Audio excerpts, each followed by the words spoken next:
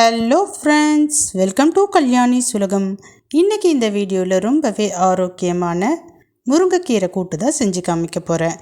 முருங்கைக்கீரையில் iron சத்து ரொம்பவே இருக்குது. பெண்களுக்கும் சரி ஆண்களுக்கும் சரி ரொம்பவே நல்லது. இந்த கூட்டு எப்படி செய்யலான்னு சொல்லிட்டு பார்க்கலாமா? அதுக்கு முன்னாடி நம்ம சேனலை இன்னும் சப்ஸ்கிரைப் பண்ணாமல் பார்த்துட்ருக்கீங்க, தயவு செஞ்சு சப்ஸ்கிரைப் பண்ணிக்கிங்க. கூடவே ஒரு பெல் ஐக்கான் இருக்கும், அதையும் ப்ரெஸ் பண்ணி அதில் ஆல் ஆப்ஷனையும் கிளிக் பண்ணிக்கிங்க. மறக்காமல் நம்ம வீடியோவுக்கு லைக் பண்ணுங்கள். ரொம்ப பிடிச்சிருந்ததுன்னா உங்கள் ஃப்ரெண்ட்ஸ் அண்ட் ஃபேமிலிக்கு ஷேர் பண்ணுங்கள். இப்போ வாங்க முருங்கைக்கீரை கூட்டு செய்ய ஸ்டார்ட் பண்ணலாம். முதல்ல ஃப்ரெஷ்ஷான முருங்கைக்கீரையை எடுத்துக்குங்க. உருவி பாத்திரத்தில் எடுத்து வச்சுக்கிங்க, அது அப்படியே இருக்கட்டும். இப்போ கடலைப்பருப்பு 50 கிராம், 50 கிராம் அளவுக்கு பாசிப்பருப்பு ரெண்டுத்தையும் சரிசமமாக எடுத்துக்கிறேன். பருப்பை தண்ணி சேர்த்து நல்லா ஒரு 2-3 டைமுக்கு கழுவிக்கலாம். அதில் இருக்க தூசு தும்புலாம் போன பிறகு நல்ல தண்ணி சேர்த்து ஸ்டவ் ஆன் பண்ணி வச்சுக்கலாம். இப்போ நான் பருப்பை நல்லா கழுவிட்டேன், நல்ல தண்ணி சேர்த்துட்டேன். இது கூட கட்டி பெருங்காயம் கொஞ்சமாக சேர்த்துக்கிறேன். இப்போ ஸ்டவ் ஆன் பண்ணி சட்டியை வச்சாச்சு. இதில் கொஞ்சமாக நல்லெண்ணெய் விட்டுக்கலாம். ஒரு 5 நிமிஷத்துலேயே நல்லா கொதிக்க ஆரம்பிக்கும். பருப்பு பாதி அளவுக்கு வெந்த பிறகு இது கூட காய்கறிகள் எல்லாம் சேர்த்துக்கலாம்.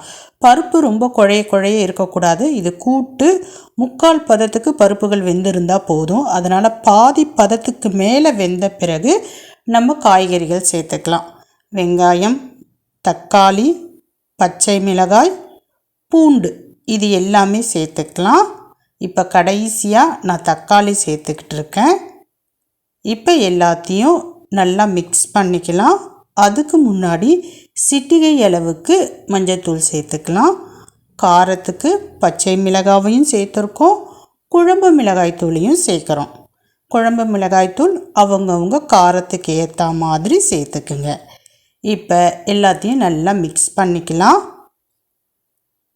மிக்ஸ் பண்ணிவிட்டு ஒரு 2 நிமிஷத்துக்கு ஹை ஃப்ளேமில் வச்சுருந்துட்டு பிறகு கம்மி பண்ணிக்கிங்க.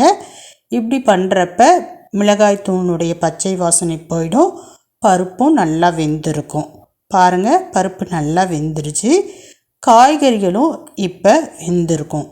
கடைசியாக நம்ம க்ளீன் பண்ணி வச்சுருக்கிற முருங்கைக்கீரையை இது கூட சேர்த்துக்கலாம். அதுக்கு முன்னாடி வெங்காயம், தக்காளி, பருப்பு எல்லாமே வெந்திருக்கா அப்படின்றத செக் பண்ணிக்கிங்க. தக்காளி முழுசாக இருந்ததுன்னா கரண்டி வச்சு அதை மசிச்சு விடுங்க. இப்போ பருப்பு, வெங்காயம், தக்காளி எல்லாமே வெந்துருச்சு. நான் க்ளீன் பண்ணி வச்சுருக்கிற முருங்கைக்கீரையை சேர்த்துக்கிறேன். முருங்கைக்கீரை எப்பவுமே துளுராக பார்த்து உடச்சிக்கிங்க. இப்போ நான் முருங்கைக்கீரையை சேர்த்துக்கிறேன். முருங்கைக்கீரையை சேர்த்துட்டு கரண்டி வச்சு நல்லா மிக்ஸ் பண்ணிக்கலாம். பருப்பு, வெங்காயம், தக்காளியோட முருங்கைக்கீரை நல்லா மிக்ஸ் ஆகணும். முருங்கைக்கீரையை சேர்த்த பிறகு நம்ம ரொம்ப நேரம் ஸ்டவ்வில் வச்சுருக்கக்கூடாது.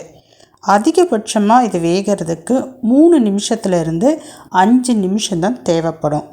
பாருங்கள், கீரை இப்போ நல்லாவே வெந்துக்கிட்டு இருக்கு. இப்போ இந்த கூட்டுக்கு தேவையான அளவு உப்பு சேர்த்துக்கலாம். இப்போ எல்லாத்தையும் நல்லா மிக்ஸ் பண்ணி விடலாம். நம்ம நல்லா மிக்ஸ் ஆகிடுச்சு. அந்த முருங்கைக்கீரையினுடைய ஸ்மெல்லு நல்லா வரும். ஆரம்பத்தில் பச்சை ஸ்மெல்லு வர மாதிரி வரும், போக போக நல்லா வெந்துருச்சுன்னா நல்ல மணமாக முருங்கைக்கீரையினுடைய ஸ்மெல் வரும். இப்போ எனக்கு நல்ல முருங்கைக்கீரை வாசனை வருது. இப்போ நான் ஸ்டவ்வை ஆஃப் பண்ணிட போகிறேன். இந்த கூட்டு சூப்பராக ரெடி ஆகிடுச்சு. இப்போ நான் ஸ்டவ்வை ஆஃப் பண்ணிடுறேன். ஆஃப் பண்ணிவிட்டு இந்த கூட்டை கீழே இறக்கி வச்சுக்கிறேன். பார்க்குறப்பவே உங்களுக்கு தெரியும், பருப்பு, வெங்காயம், தக்காளி, முருங்கைக்கீரை இது எல்லாமே நல்லா வெந்து வந்திருக்கு. நான் கீழே இறக்கிட்டேன். கடைசியாக தாளிப்பு மட்டும்தான் சேர்க்கணும். அதுக்கு மறுபடியும் ஸ்டவ் ஆன் பண்ணி கடாயை வச்சுக்கலாம். எண்ணெய் சேர்த்துக்கலாம். எண்ணெய் சூடான பிறகு கடுகு பொரிய விட்டுக்கலாம். கூடவே சீரகம் சேர்த்து பொரிய விட்டுக்கலாம். கொஞ்சமாக கருவேப்பிலை சேர்த்துக்கலாம். அவ்வளோதான், தாளிப்பு ரெடி ஆகிடுச்சு. உங்களுக்கு தேவைப்பட்டதுன்னா நீங்கள் பூண்டு நசுக்கி சேர்த்துக்கலாம், காய்ஞ்ச மிளகாய் சேர்த்துக்கலாம். நான் அது எதுவுமே சேர்க்கலை. இப்போ தாளிப்பை கீரையில் சேர்த்துட்டு மிக்ஸ் பண்ணி விட்டுடலாம். அவ்வளோதாங்க, சூப்பரான இரும்புச்சத்து நிறைந்த முருங்கைக்கீரை கூட்டு ரெடி. இதை பொரியல் மாதிரி சைட் டிஷ்ஷாகவும் வச்சு சாப்பிடலாம். அப்படி இல்லைன்னா சுட சுட சோறு கூட இந்த சூடான முருங்கைக்கீரை கூட்டை சேர்த்து சாப்பிட்றப்ப டேஸ்ட்டு கண்டிப்பாக வேறு லெவலில் இருக்கும். ட்ரை பண்ணி பாருங்கள். எப்படி இருக்குது அப்படின்றத மறக்காமல் கமெண்ட் செக்ஷனில் சொல்லுங்கள். உங்கள் கமெண்ட்ஸ்க்காக நான் வெயிட் பண்ணிக்கிட்டு இருக்கேன். பாய்.